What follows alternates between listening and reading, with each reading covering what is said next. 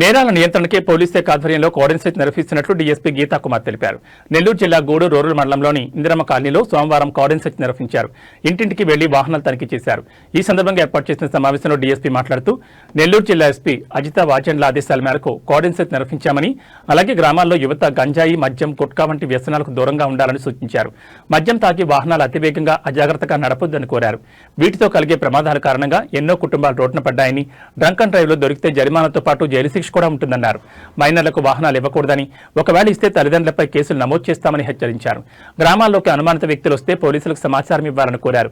తమపై వేధింపులను మహిళలు నిర్భయంగా పోలీస్ స్టేషన్లో ఫిర్యాదు చేయొచ్చని పేర్కొన్నారు.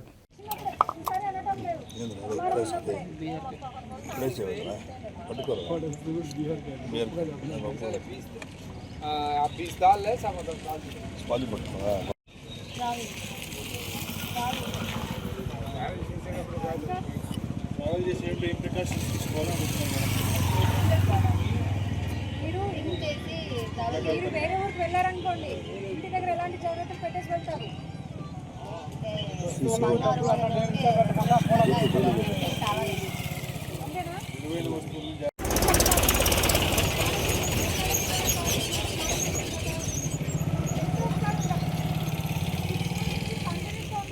ఒక్కసారి 2 సార్లు వస్తారు, 2 కానీ ఇస్తూ ఉంటారు. అప్పుడు ఎవరైనా ఉన్నారా? మీరు ఎవరైనా ఐడెంటిఫై చేశారా?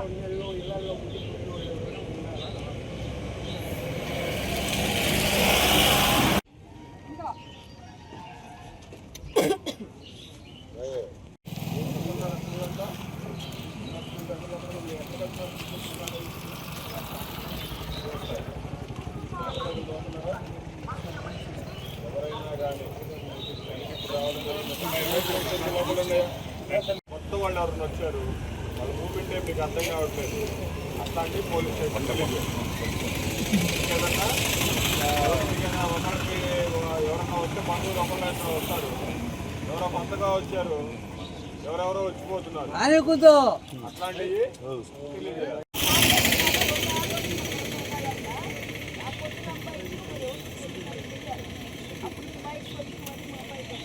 వాళ్ళంతా ఇంటికి వెళ్తున్నారు స్పోర్ట్ చేసి దేవస్థానంలో ఆల్రెడీ కారు వచ్చారు. అలాగే వాళ్ళు